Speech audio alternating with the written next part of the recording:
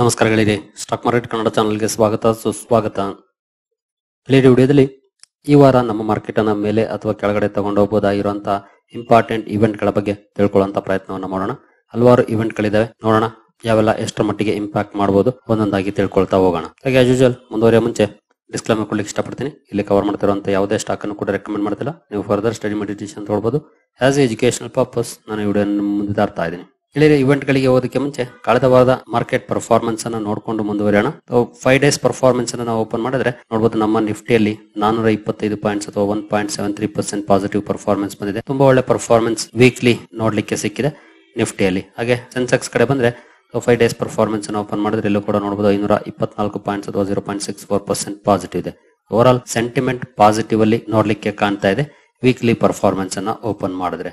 ನಂತರ American market ಯಾವ ರೀತಿ ಪರ್ಫಾರ್ಮ್ ಮಾಡ್ತಾ ಇದೆ, ಅಲ್ಲಿ ಸೆಂಟಿಮೆಂಟ್ ಪಾಸಿಟಿವ್ ಇದೆಯಾ ನೆಗೆಟಿವ್ ಇದೆಯಾ ಅಂತ ನೋಡಿದ್ರೆ ಶುಕ್ರವಾರದ ಸೆಷನ್ ಅಲ್ಲಿ 331 ಪಾಯಿಂಟ್ಸ್ ಅಥವಾ 0.78% ಪಾಸಿಟಿವ್ ಪರ್ಫಾರ್ಮೆನ್ಸ್ ಬಂದಿದೆ.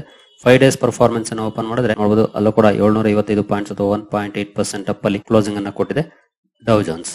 ನಂತರ ನಾಸ್ಡಾಕ್ ಕಡೆ ಬಂದ್ರೆ ಶುಕ್ರವಾರ 98 ಪಾಯಿಂಟ್ಸ್ ಅಥವಾ 0.52% ಪಾಸಿಟಿವ್ ಪರ್ಫಾರ್ಮೆನ್ಸ್ ನಾಸ್ಡಾಕ್ ಅಲ್ಲಿ ನೋಡ್ಲಿಕ್ಕೆ ಸಿಕ್ಕಿದೆ. 5 ಡೇಸ್ ಪರ್ಫಾರ್ಮೆನ್ಸ್ ಅನ್ನು ಓಪನ್ ಮಾಡಿದ್ರೆ 2.87% ಅಥವಾ 536 ಪಾಯಿಂಟ್ಸ್ ಅಪ್ ಅಲ್ಲಿ ಕ್ಲೋಸಿಂಗ್ ಕಂಡು ಬಂದಿದೆ. ಓವರ್ ಆಲ್ ಅಮೆರಿಕನ್ ಮಾರ್ಕೆಟ್ ಆಗ್ಬಹುದು ಅಥವಾ ನಮ್ಮ ಮಾರ್ಕೆಟ್ ಆಗ್ಬಹುದು, ಎರಡು ಕೂಡ ಪಾಸಿಟಿವ್ ಅಲ್ಲಿ ಮೂವ್ ಆಗಿದ್ದಾವೆ. ವೀಕ್ಲಿ ಪರ್ಫಾರ್ಮೆನ್ಸ್ ಅನ್ನ ನೋಡಿದ್ರೆ ನೀವು ಇಲ್ಲಿ ಅಬ್ಸರ್ವ್ ಮಾಡಬಹುದು. ಸೆಂಟಿಮೆಂಟ್ ಪಾಸಿಟಿವ್ ಇದೆ ವೀಕ್ಲಿ ಪರ್ಫಾರ್ಮೆನ್ಸ್ ಅನ್ನ ನೋಡಿದಾಗ. ಇನ್ನು ಇವೆಂಟ್ ಗಳ ಕಡೆ ಬಂದ್ರೆ ಯಾವೆಲ್ಲ ಇವೆಂಟ್ ಗಳಿದಾವೆ, ಎಷ್ಟರ ಮಟ್ಟಿಗೆ ಇಂಪ್ಯಾಕ್ಟ್ ಮಾಡಬಹುದು ಈ ವಾರ ಅಂತ ಬಂದ್ರೆ, ಎಸ್ಪೆಷಲಿ ಇಂಡಿಯಾ US ಟ್ಯಾರಿಫ್ ಗೆ ಸಂಬಂಧಪಟ್ಟಂತೆ ಏನಾದ್ರೂ ಅಪ್ಡೇಟ್ ಬರುತ್ತಾ, ಟ್ರೇಡ್ ಡೀಲ್ ಅಪ್ಡೇಟ್ ಬರುತ್ತಾ, ಇದನ್ನ ನೋಡಬೇಕಾಗಿದೆ. ಕಳೆದ ವಾರ ಹಲವಾರು ಸುದ್ದಿಗಳು ಬಂದು ಚೈನಾದ ಜೊತೆಗೆ ಒಂದು ಪಾಸಿಟಿವ್ ಸುದ್ದಿ ಬಂತು, ಅದು ಮಾರ್ಕೆಟ್ ನ ಮೇಲೆ ಒಂದಷ್ಟು ಪಾಸಿಟಿವ್ ಇಂಪ್ಯಾಕ್ಟ್ ಕ್ರಿಯೇಟ್ ಮಾಡ್ತು. ಜೊತೆಗೆ ಆನಂತರ ಡೊನಾಲ್ಡ್ ಟ್ರಂಪ್ ಅವರು ಇಂಡಿಯಾ 0 ಟ್ಯಾರಿಫ್ ಅನ್ನ ಆಫರ್ ಮಾಡ್ತಾ ಇದೆ ಅಮೆರಿಕಾಗೆ ಅಂತ ಹೇಳಿದ್ರು.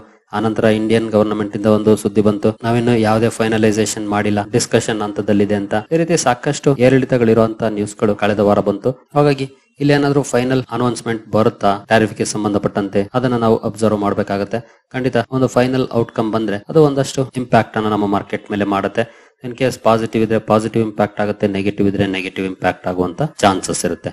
ಒಟ್ಟಿನಲ್ಲಿ ಟ್ಯಾರಿಫ್ ನ ಭಯ ಕಡಿಮೆ ಆಗುತ್ತೆ ಟ್ಯಾರಿಫ್ ಡೀಲ್ ಆದ್ರೆ. ಹಾಗಾಗಿ ಆ ಕಡೆ ನಾವು ಗಮನವನ್ನ ಇಡಬೇಕಾಗುತ್ತೆ. ಏನಾದ್ರೂ ಟ್ಯಾರಿಫ್ ಗೆ ಸಂಬಂಧಪಟ್ಟಂತೆ ಅಪ್ಡೇಟ್ ಬರ್ತಾವ ನಮ್ಮ ಇಂಡಿಯಾಗೆ ಸಂಬಂಧಪಟ್ಟಂತೆ, ಇಂಡಿಯಾ US ಟ್ರೇಡ್ ಡೀಲ್ ಗೆ ಸಂಬಂಧಪಟ್ಟಂತೆ. ಇನ್ನು ನೆಕ್ಸ್ಟ್ ಯೂರೋಝೋನ್ ನ CPI ಡೇಟಾ ಕೂಡ ರಿಲೀಸ್ ಆಗ್ತಾ ಇದೆ ಈ ವಾರ. ಯಾವತ್ತು ಅಂತ ನೋಡಬಹುದು, May 19 ಅಂದ್ರೆ ನಾಳೆನೆ ರಿಲೀಸ್ ಆಗ್ತಾ ಇದೆ. ಎಸ್ಟಿಮೇಷನ್ಸ್ ನೋಡಬಹುದು 2.2% ಇದೆ. ಕಳೆದ ಸಲ 2.1% ಇತ್ತು, 2.2% ಬಂತು. ಈ ಸಲ 2.2% ಎಸ್ಟಿಮೇಷನ್ಸ್ ನ ಮಾಡ್ತಾ ಇದ್ದಾರೆ. ಎಷ್ಟು ಮಟ್ಟಿಗೆ ಬರುತ್ತೆ ಅನ್ನೋದು ಮ್ಯಾಟರ್ ಆಗುತ್ತೆ. ಇದೇನು ನಮ್ಮ ಮಾರ್ಕೆಟ್ ಮೇಲೆ ಡೈರೆಕ್ಟ್ ಇಂಪ್ಯಾಕ್ಟ್ ನ ಮಾಡೋದಿಲ್ಲ, ಬಟ್ ಕೆಲವು ಸಲ ಅಂದ್ರೆ ಬಿಗ್ ಡಿಫರೆನ್ಸಸ್ ಆದ್ರೆ ಒಂದಷ್ಟು ಇಂಪ್ಯಾಕ್ಟ್ ಆಗುವಂತ ಚಾನ್ಸಸ್ ಇರುತ್ತೆ. ಹಾಗಾಗಿ ಅಬ್ಸರ್ವ್ ಮಾಡಬೇಕಾಗುತ್ತೆ ನಾಳೆ.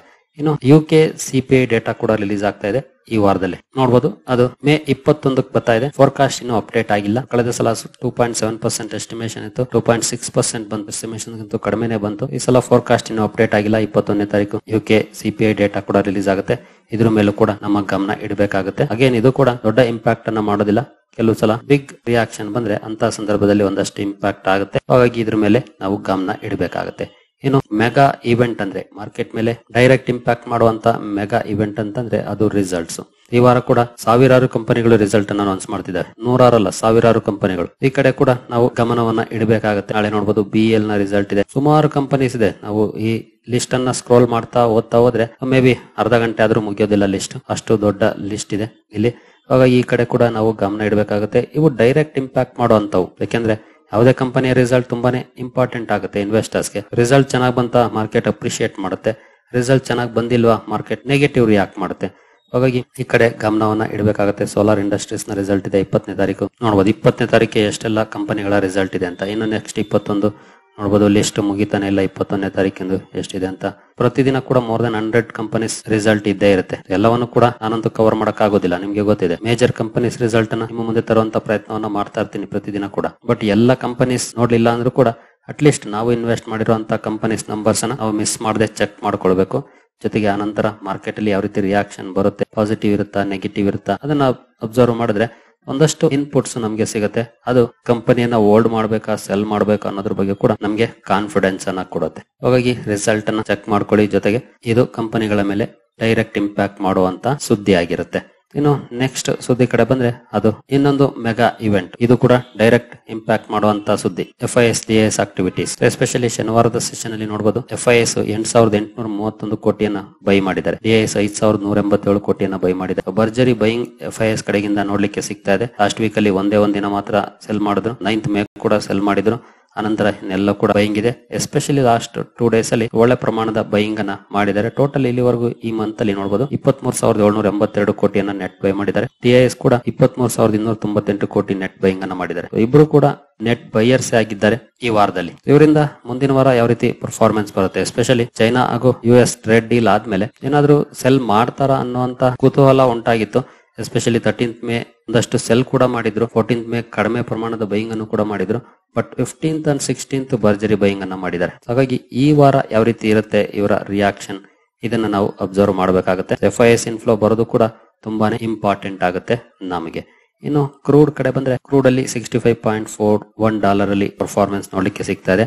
ನಿನ್ನೆ ಸ್ವಲ್ಪ ರ್ಯಾಲಿ ಕೂಡ ನೋಡ್ಲಿಕ್ಕೆ ಸಿಕ್ಕಿದೆ. ನೋಡಬಹುದು 1.36% ಅಪ್ ಆಗಿದೆ. ಓವರ್ ಆಲ್ 65 ರೇಂಜ್ ಅಲ್ಲಿ ಕ್ರೂಡ್ ಇದೆ. ಕ್ರೂಡ್ ಅಲ್ಲಿ ಡೌನ್ ಫಾಲ್ ಬರೋದು ಖಂಡಿತ ನಮಗೆ ಬಿಗ್ ಪಾಸಿಟಿವ್ ಆಗುತ್ತೆ. ಜೊತೆಗೆ 70 ಮೇಲೆ ಟ್ರೇಡ್ ಆಗ್ತಿದಂತ ಕ್ರೂಡ್ ಬಿಲೋ 70 ಅಥವಾ 65 ರೇಂಜ್ ಅಲ್ಲಿ ಇದೆ ಅಂತಂದ್ರೆ ಅದು ಬಿಗ್ ಪಾಸಿಟಿವ್ ನ್ಯೂಸ್ ನಮಗೆ. ಯಾಕಂದ್ರೆ ನಾವು ಜಾಸ್ತಿ ಇಂಪೋರ್ಟ್ ಮಾಡ್ಕೊಳ್ಳೋದ್ರಿಂದ ಇಲ್ಲಿ ದೊಡ್ಡ ಮಟ್ಟದ ರ್ಯಾಲಿ ಬರೋದು ಮಾರ್ಕೆಟ್ ಗೆ ನೆಗೆಟಿವ್ ಆಗುತ್ತೆ. ಎಸ್ಪೆಷಲಿ ನಮ್ಮ ಮಾರ್ಕೆಟ್ ಗೆ ಅಂತ ಪರ್ಫಾರ್ಮೆನ್ಸ್ ಏನ್ ಕಂಡು ಬರ್ತಾ ಇಲ್ಲ. ನಾರ್ಮಲ್ ಪರ್ಫಾರ್ಮೆನ್ಸ್ ಬರ್ತಾ ಇದೆ.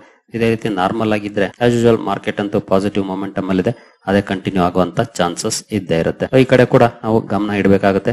Next dollar versus INR. Last 2 days ಅಲ್ಲಿ ಸ್ವಲ್ಪ INR ವೀಕ್ ಆಗಿದೆ, ಡಾಲರ್ ಸ್ಟ್ರಾಂಗ್ ಆಗಿದೆ. ಯಾಕೆಂದ್ರೆ ಅಮೆರಿಕದ ಜೊತೆ ಚೀನಾ ಟ್ರೇಡ್ ಡೀಲ್ ಬಗ್ಗೆ ಪಾಸಿಟಿವ್ ಅಪ್ಡೇಟ್ ಬಂದು ಆ ಪಾಸಿಟಿವ್ ಅಪ್ಡೇಟ್ ಡಾಲರ್ ಸ್ಟ್ರಾಂಗ್ ಆಗ್ಲಿಕ್ಕೆ ಕಾರಣ ಆಯ್ತು ಅಂತಾನೆ ಹೇಳ್ಬೋದು. ಇನ್ ಕೇಸ್ ಟ್ರೇಡ್ ವಾರ್ ಏನಾದ್ರೂ ಜಾಸ್ತಿ ದಿನ ಎಳೆದಿದ್ರೆ ಅದು ನೆಗೆಟಿವ್ ಆಗ್ತಾ ಇತ್ತು ಡಾಲರ್ಗೆ.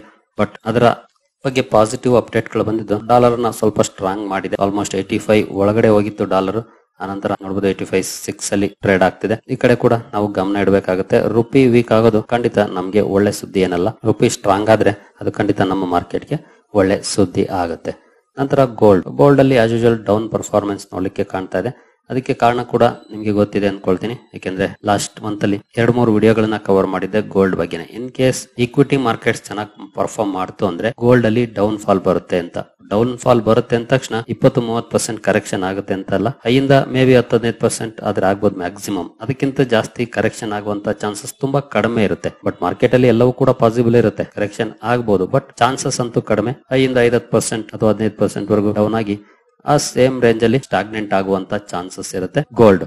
ಈಕ್ವಿಟಿ ಮಾರ್ಕೆಟ್ಸ್ ಏನಾದ್ರೂ ಅಂಡರ್ ಪರ್ಫಾರ್ಮೆನ್ಸ್ ಮಾಡ್ತಾ ಈಕ್ವಿಟಿ ಮಾರ್ಕೆಟ್ಸ್ ಇಂದ ಗೋಲ್ಡ್ ಕಡೆ ಇನ್ವೆಸ್ಟರ್ಸ್ ಮೂವ್ ಆಗ್ತಾರೆ. ಅಂತ ಸಂದರ್ಭದಲ್ಲಿ ಗೋಲ್ಡ್ ಒಳ್ಳೆ ಪರ್ಫಾರ್ಮೆನ್ಸ್ ಅನ್ನ ಮಾಡುತ್ತೆ. ಈಗ ಈಕ್ವಿಟಿ ಮಾರ್ಕೆಟ್ ಟ್ರೆಂಡ್ ಪಾಸಿಟಿವ್ ಆಗಿರೋದ್ರಿಂದ ಗೋಲ್ಡ್ ಪ್ರೈಸ್ ಅಲ್ಲಿ ಡಿಕ್ಲೈನ್ ಕಂಡು ಬರ್ತಾ ಇದೆ. ಇನ್ ಕೇಸ್ 10% 15% ಈ ರೀತಿ ಕರೆಕ್ಷನ್ ಆಯ್ತು ಅಂತಂದ್ರೆ ಅದು ಅಕ್ಯುಮುಲೇಟ್ ಮಾಡ್ಲಿಕ್ಕೆ ಒಳ್ಳೆ ಅವಕಾಶ ಆಗುತ್ತೆ ಗೋಲ್ಡ್ ಅಲ್ಲಿ. ಯಾಕಂದ್ರೆ ಗೋಲ್ಡ್ ಯಾವತ್ತು ಗೋಲ್ಡೇ, ಅದು ಒಳ್ಳೆ ಪರ್ಫಾರ್ಮೆನ್ಸ್ ಅನ್ನ ಮಾಡುತ್ತೆ. ಕೆಲವೊಂದ್ಸಲ ಸಮಯ ತಗೊಳುತ್ತೆ ಅಷ್ಟೇ. ಇನ್ನು ನೆಕ್ಸ್ಟ್ ಕಾರ್ಪೊರೇಟ್ ಆಕ್ಷನ್ ಕಡೆ ಬಂದ್ರೆ ಈ ವಾರ ಯಾವೆಲ್ಲ ಕಂಪನಿಗಳ ಕಾರ್ಪೊರೇಟ್ ಆಕ್ಷನ್ಸ್ ಇದೆ ಅಂತ.